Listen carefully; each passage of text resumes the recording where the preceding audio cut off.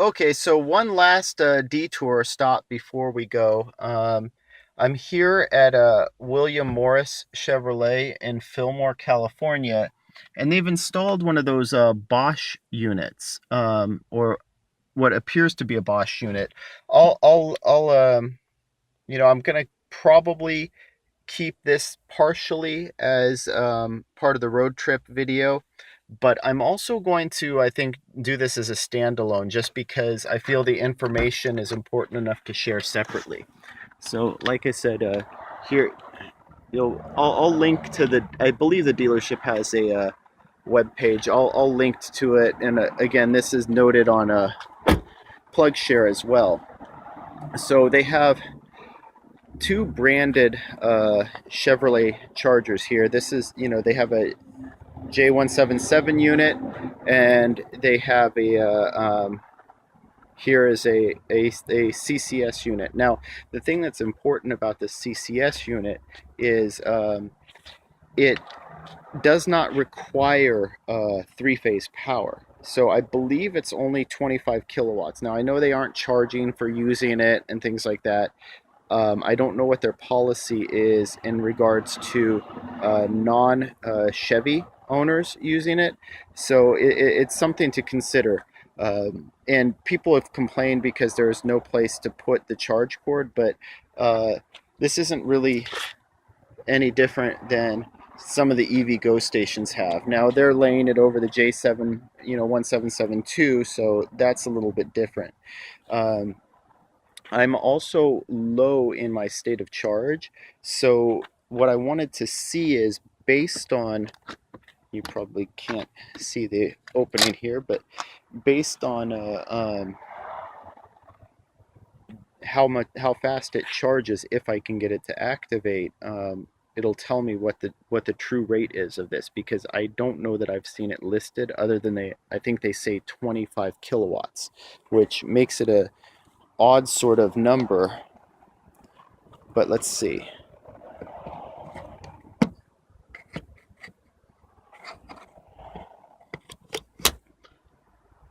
So it's definitely communicating already. Now, I'm hearing clicking from the station.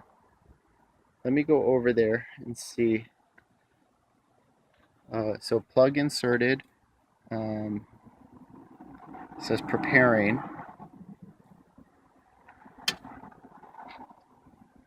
I heard the lock go off. It's communicating, isolation test. So it's taken a little while. I'm just kind of curious how this functionality works. So yeah, that took a little while to activate. Now the question is, do I have to actually press start, or nope, it's actually charging already. So, and then it's going to list, so it's saying I have 28% state of charge. So that's pretty cool. No activation required. It just plugs in. Now, here's the thing too. For these dealerships that have them, so if you're with a dealership and you're listening, or if you're visiting a dealership, I do recommend making these public facing, even though there is a possibility of people abusing them.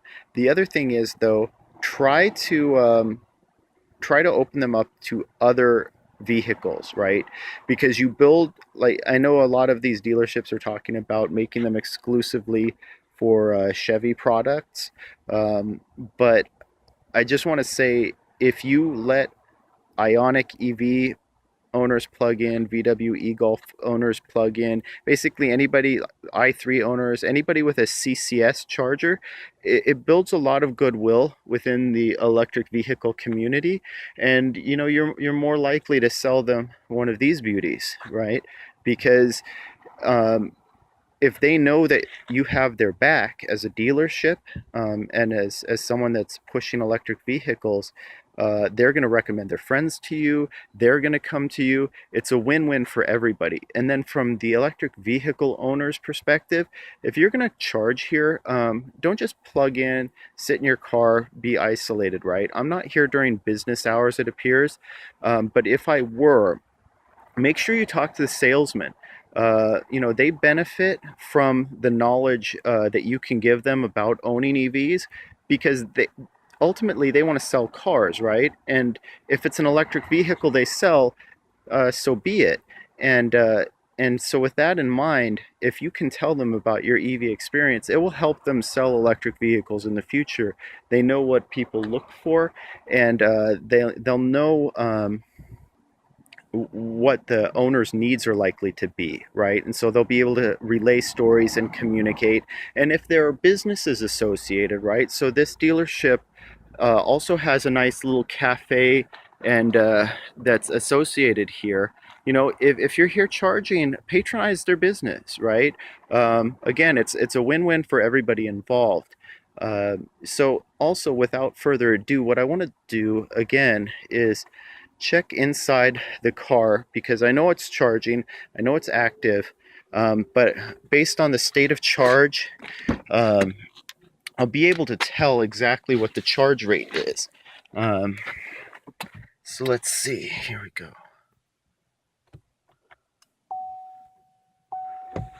So right now it's charging at only 18 kilowatts. So that could mean that the amperage is relatively low. Which again, sorry for the shakiness there. That could just mean the amperage is low. It could mean I'm conditioning a little bit, because it is kind of oscillating up to 19. But still, this isn't bad for a backup charger, um, or a charger basically if you're gonna go eat for a while. And like I said, it could be the voltage, it could be battery conditioning, but right now it seems a little bit slower than the charge point units that are at 60 amps. um, but even with that, right, you're you're not having to use three-phase power with this. The charge point 60 amps might not require that either, so that's something to keep in mind. But anyway, all in all, I'm just happy to see that they have them here. So if you're a dealership and you can make these public facing, even better, because and even a solar canopy or some sort of battery tied system that makes them a little bit more efficient on your power bill, and gives people who visit a chance to sort of get out of the sun. So again, I'll link to the dealership, I'll link to the location and PlugShare. I'm going to put a little check-in and PlugShare too, just to let people know. Yeah, you don't need a card to activate, though it looks like that might be an option in the future. But yeah, the William L. Morris. I haven't really talked to their salespeople yet, but at some point maybe I will. It's just awkward timing for me to stop by. So anyway, that's about it. But yeah, I'll also link to what I believe is the version of the charger that you can actually buy. So if you're a business who wants just a nice a charger that you can hook up without getting three-phase power, put in the back parking lot or something, so travelers can stop and grab a bite to eat at your cafe or whatnot, I'll put a link there. They're about $10,000 if I remember correctly. You might be able to get them for a discount for a couple thousand less than that. And then really all you need is a dedicated circuit, so, and not three-phase. Okay, so I can always end the charge. It's still only charging about 19 kilowatts. It seems like that's the standard rate. Now, one thing to consider is it might also be a limitation of the amperage that they have hooked up. So, and I'll talk about that in a second. So I could always stop the charge here, but I do that all the time. I want to test it by stopping it at the station. But as far as what I mean by the amperage, the charger, and I'll put a link to it in all the videos where I reference this, but the charger actually has a range of amperages that you can use to hook it up. So I this is giving a nice little breakdown. I've been here for 15 minutes, it looks like. Um, Not sure what that means. Um, 4.7 kilowatt hours and up to 35% battery. Now, what I mean about the amperage is it gives you a range that you can hook up with, and if their amperage only allows a 19 to 20 kilowatt charge rate, that's all you're going to get. So I mean, it's possible that they have it hooked up to, say, a 100 amp circuit, because what happens is the amperage essentially gets cut in half, because um, it's being turned from your standard wall power at 220 volts and into three phase. So they're upping the voltage, but you're having the amperage. And so they might just have this hooked up to a 100 amp circuit. And that could be why when it's plugged into the vehicle, you're only going to see about 20 kilowatts on this charge station. So it's possible that some of the implementations of these will actually be faster, but the top end, I guess, is would end up being about 25 kilowatts, which might be, say, about 70 to 75 amps total. So anyway, I'm gonna go ahead and try this. This is the stop button, so let's see what happens. Okay, so now it unhooked, and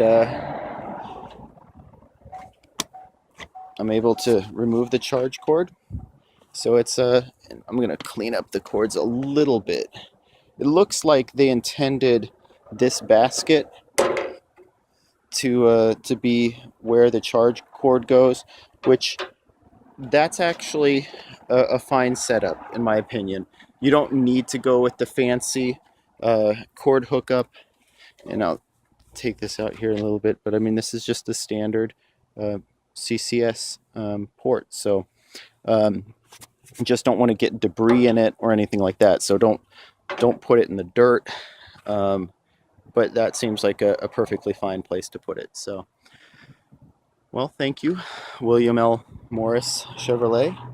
I got a few more miles, which I was considering whether I'd have enough to go quickly into work in the morning, or if I would need to slow roll it and hypermile in. But I'll have plenty of juice now and information for the community. So all's well that ends well.